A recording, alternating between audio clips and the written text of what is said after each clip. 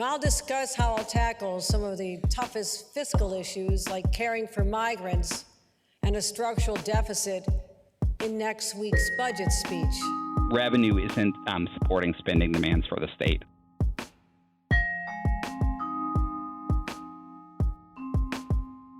Hi there, it's WAMC News Director Ian Pickus. And on this episode of the WAMC News Podcast, what we talk about when we talk about budget shortfalls. On Tuesday, New York Governor Kathy Hochul will outline her budget proposal for the next fiscal year. And the plan will be closely watched by members of both parties in Albany, since it comes with the state facing a $4 billion gap. So it's up to all of us to make the hard yet necessary decisions and use taxpayer dollars creatively and responsibly.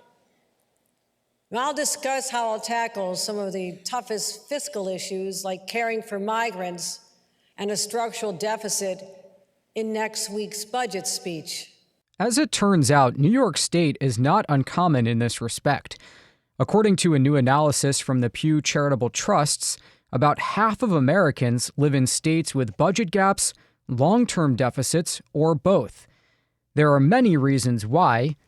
And joining us now to break it down is Josh Goodman, Senior Officer for State Fiscal Health with Pew. Thank you for being here. Yep, my pleasure. Happy to talk to you. So it may be an obvious question, but how do these deficits and shortfalls happen? Yeah, so there are a couple factors really driving the deficits. And I think it's helpful to start by just kind of looking back a few years. And so at the very beginning of the pandemic, state tax revenue was devastated. Businesses were closing down, people were working less. But then pretty quickly, states had these incredible budget surpluses. The federal government was giving lots of aid directly to state governments and also to individuals who were then, spending more in the economy, and that was increasing state tax revenue. What we have happening now is kind of a normalization of fiscal conditions where that federal aid is going away. The economy is held up pretty well, but it isn't booming like it was. And so that's sort of leading to, the end of these incredible surpluses that states had. Now, over those last few years with the surpluses, states also, they weren't just sitting on their hands. In many cases, they increased spending. They had big demands for increased spending, and they, in many cases, cut taxes as well. So if you have less revenue from lower taxes, if you have higher spending because you adopted new programs or raised wages for your state workers, that is what sets up the potential for budget gaps.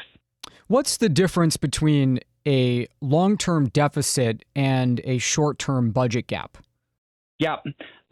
So states always have some years where revenue doesn't come in that strong, maybe because of a recession, maybe because of some other factor, or where there's something with spending, maybe there's a natural disaster, they have to spend more. And so that's where you get a short-term budget gap from. But if chronically revenue is coming in short of spending demands, that's what's a structural deficit, a long-term deficit. And so you heard the governor in New York referring to, this is a structural situation. When New York looks out several years, they show, deficits in each of those years. And that's a sign that over the long term, revenue isn't supporting spending demands for the state. Are there certain states that are in worse shape than others in this rate? Yeah, so I think the states that have some problems right now, you can sort of put them into a couple different categories. Some of these states are states that had chronic budget problems, before the pandemic, and that often were having deficits. And, the pandemic, then when states received all that money from the federal government, it sort of masked their problems temporarily, but they never really went away. And so New York, you could probably put in that group. New York, it's pretty typical for the state to report long-term deficits. We have data that shows going back 15 years, the balance between revenue and spending. And New York is one of 9 states where spending has exceeded revenue over that long-term time period. And so, other states such as Illinois, Alaska, New Jersey are sort of in that group. You also have these other states where, it is a newer situation, and it's maybe more what they did during the pandemic in terms of increasing spending and cutting taxes. That's kind of their problem now. So the problems, there are different sort of groups of problems, but the severity sort of varies from state to state. So this analysis makes the point that it can be difficult to measure the things you're talking about because states all have their own separate reporting processes. And furthermore, a lot of it depends on the timeline that you're measuring. The reason I bring that up is in recent days, Massachusetts Governor Maura Healey has started proposing $375 million in budget cuts to make up for a $1 billion current spending gap.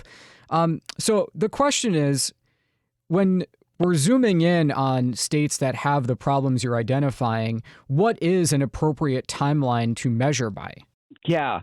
So we encourage states to look out at least 3 years into the future, and that's kind of a minimum.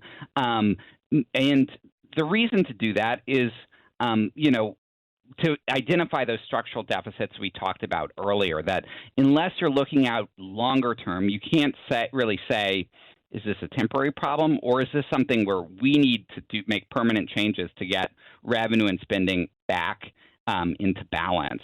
And in many cases, 3 years isn't even necessarily enough. States should be thinking about, what are the policies we've adopted? If states have adopted a tax cut that's phased in over 5 years, then they should look, beyond that 5 years to say, well, will the budget be balanced after we fully phase in this tax cut? Yeah, so isn't part of this just human nature and the nature of our politics? You have somebody who, might be in charge of policy for a 4-year term making proposals that don't come due for maybe 8 years. So, I mean, it's tempting to kick the can down the road, isn't it? Certainly that's something we see across the state. One thing in our research that has been gratifying to see, though, is when states have this good data on sort of their long-term budget picture, they use it to make policy decisions. A great example of this was in New Mexico.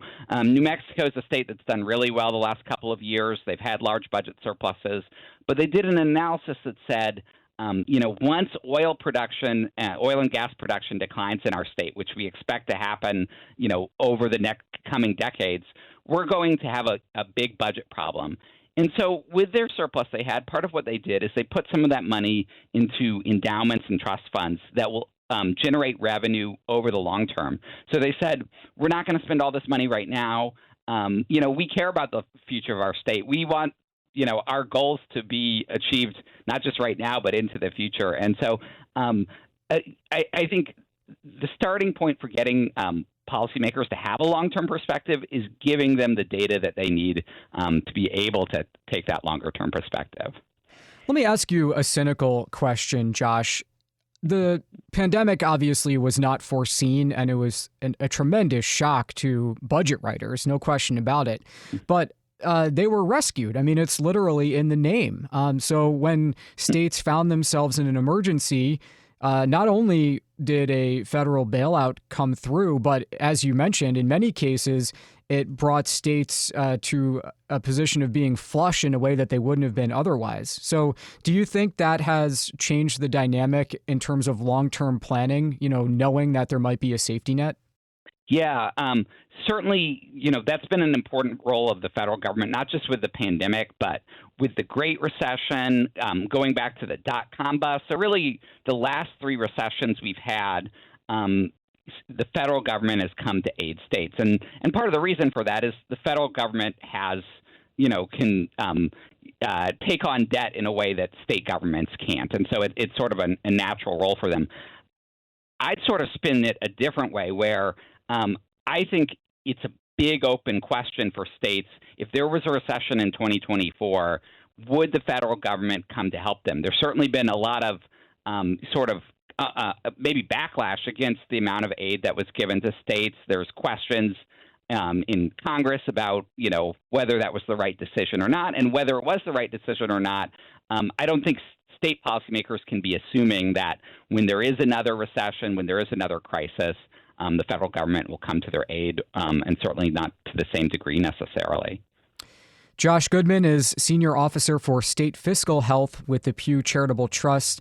Thank you very much for taking the time to speak with us. We appreciate your insight. Absolutely. My pleasure. Okay, that does it for this episode of the WAMC News Podcast. Thanks so much for listening. Until next time, I'm Ian Pickus.